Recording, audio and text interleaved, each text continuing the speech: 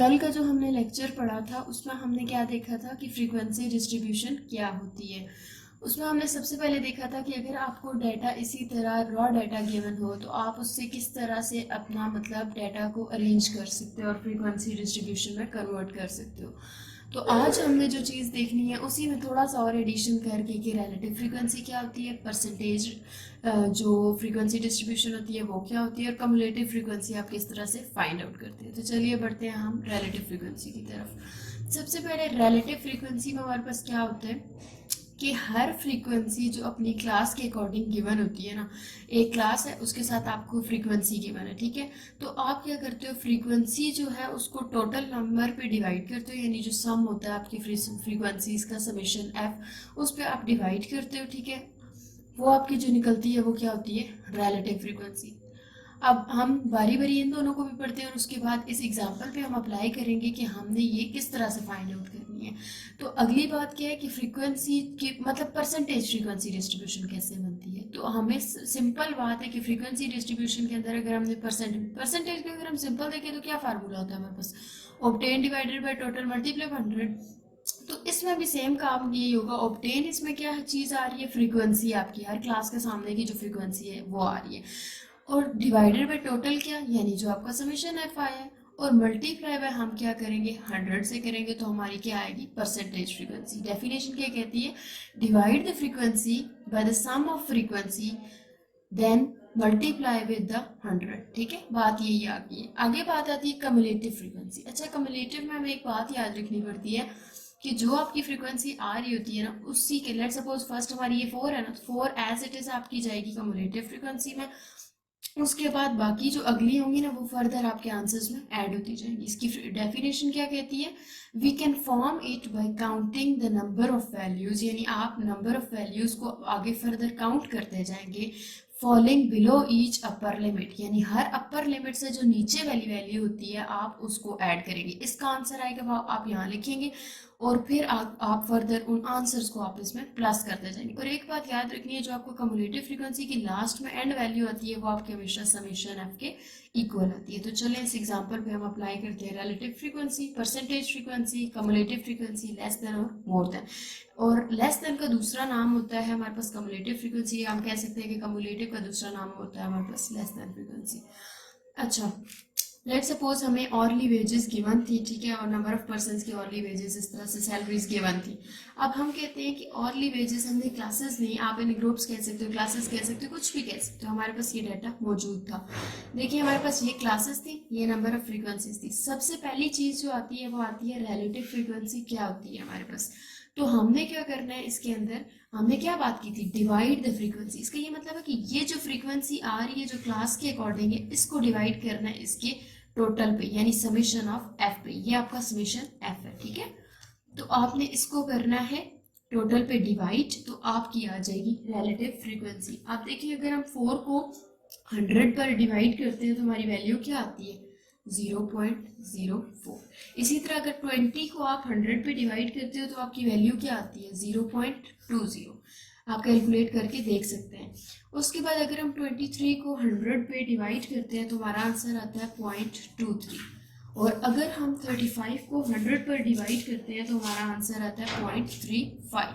इसी तरह अगली फ्रीक्वेंसी को चेक करते हैं, 10 डिवाइडेड बाय 100 हम करेंगे तो हमारे पास आएगा 0.10, और 8 को जब आप 100 पे डिवाइड करेंगे तो आपके पास आएगा 0.08। एक और बात जो हमारे पास याद रखने के लिए होती है कि आपकी रिलेटिव फ्रीक्वेंसी ठीक बनी है या नहीं। तो हमेशा एक बात याद रखनी है कि आपकी रिलेटिव फ्रीक्वेंसी का जो सम है वो मस्ट बी इक्वल टू 1 होना चाहिए।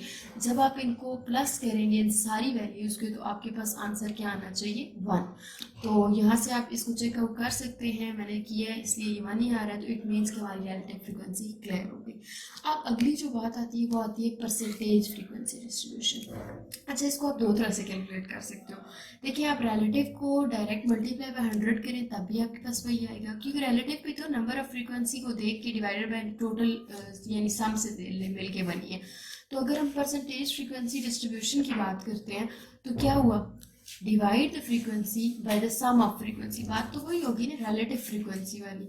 तो वो काम किया 4 डिवाइडेड बाय 100, ये काम कितना हो गया आपने, ये पहली वाली स्टेटमेंट। देन मल्टीप्लाई विद 100, यानी 4 डिवाइडेड बाय 100 मल्टीप्लाई बाय 100, क्या बनेगा 4%, यानी 100 से तो कैंसिल होता जाएगा, अगली क्या चीज़ बनेगी 20%, उससे अगली क्या बनेगी 23%, उससे अगली 35%, फिर 10% एंड देन 8%, ठीक है। उसके बाद इसका सम हमेशा 100% होना चाहिए, ठीक है। अच्छा, नेक्स्ट हमारे पास मैंने जैसे बताया है कि हमारे पास कम्युलेटिव फ्रीक्वेंसी कैसे निकलती है, ऐड कर सकते, ठीक है। तो फर्स्ट जो फ्रीक्वेंसी होती है वो एज इट इज लिखते हैं हम, ठीक है। हमने फर्स्ट फ्रीक्वेंसी उठा के एज इट इज लिखी। अब इस तरह अगली वैल्यूज इसमें प्लस होती जाएंगी। 4 में आप 20 प्लस करें, आपका आंसर क्या आता है 24, ठीक है। अब ये जो आंसर आया है ना, इसमें आप अपनी जो अगली फ्रीक्वेंसी होगी यानी falling below each upper limit, हर अपर लिमिट से जो नीचे वाली वैल्यू होगी आप उसको जो है मतलब उसके अकॉर्डिंग जो फ्रीक्वेंसी होगी उस नंबर को या उस वैल्यू को आप काउंट करते जाएंगे। देखिए फर्स्ट वैल्यू आपने सेम ली, उसमें फिर अगली वैल्यू ऐड की, क्या बना 24। अब इसमें अगली वैल्यू आप ऐड करेंगे तो आपके पास क्या बनेगा 47 बनेगा। अब 47 में आप 35 को ऐड करें तो क्या बनता है आपके पास 82। 82 में आप 10 ऐड करें 92, और 92 में जब 8 ऐड करें 100। मैंने बोला था कि इसकी जो लास्ट वैल्यू होगी वो इसके समेशन के बराबर होगी, तो हैंस प्रूव्ड कि हमारी कम्युलेटिव फ्रीक्वेंसी भी बिल्कुल ठीक निकली है। और लेस देन, हमने ये कम्युलेटिव फ्रीक्वेंसी के अंदर बात की थी कि इसको लेस देन कम्युलेटिव फ्रीक्वेंसी भी कहा जाता है, जिस वजह से इसकी वैल्यूज रहेंगी आपके पास सेम, ठीक है। अब बात आई है मोर देन फ्रीक्वेंसी की। तो मोर देन फ्रीक्वेंसी के अंदर क्या करते हैं, लेस देन तो चले कम्युलेटिव वाली हो गई, मोर देन में एक बात याद रखनी है, जैसे लेस बिल्कुल स्टार्ट से शुरू हो रहा होता है ना, इसी तरह मोर हमारे पास क्या होता है बिल्कुल लास्ट से शुरू हो रहा था। अब देखिए लास्ट वैल्यू क्या थी, यानी इसका समेशन क्या था, यानी इसकी लास्ट वैल्यू कम्युलेटिव फ्रीक्वेंसी क्या थी 100, वो एज इट इज। जैसे यहाँ first value as it is आती थी ना, इसी तरह यहाँ पर वो last value as it is आती है। अब हमने क्या करना है इसमें कि अब 100 आ गई है ना, अब इसको रियल फ्रीक्वेंसी के साथ कंपेयर करना है आपने। अब देखिए आपने क्या किया, सिंपल 100 था, अब उसके अगेंस्ट आप चेक करें कि आपकी फ्रीक्वेंसी की वैल्यू क्या पड़ी हुई है। तो अगर हम यहाँ पर देखें तो 100 के अगेंस्ट क्या पड़ी हुई है 4, तो 100 माइनस 4 करेंगे आप, तो वो क्या आएगा आपके पास 96। फिर आप इसी तरह 96 माइनस 20 करेंगे, क्या आएगा 76। 76 में से 23 माइनस करेंगे तो आपके पास आंसर क्या आएगा 53। 53 में से 10 माइनस करेंगे तो आपके पास क्या आएगा, सॉरी 53 में से हम 35 को माइनस करेंगे, क्योंकि 76 में से हमने किसको माइनस किया था 23 को माइनस किया था। अब 53 में से जब हम 35 को माइनस करेंगे तो हमारे पास आंसर क्या आएगा 18, और जब 18 में से हम 8 को माइनस करेंगे तो आंसर आएगा 10। देखिए अगेन एक दफ़ा देख लें कि मोर देन फ्रीक्वेंसी जो होती है वो जो आपका लास्ट डिजिट होता है कम्युलेटिव फ्रीक्वेंसी का वो आप लिखते हैं, उसके बाद आप अपनी फ्रीक्वेंसी के साथ उसको देखना शुरू करते हो। अब फर्स्ट तो हो गई, उसके अगेंस्ट जो आपके पास फ्रीक्वेंसी पड़ी हुई है उसमें से आप माइनस करते जाएंगे, फिर इसको इसमें से माइनस किया, इस तरह फर्दर आप अपना काम कैरी ऑन करेंगे।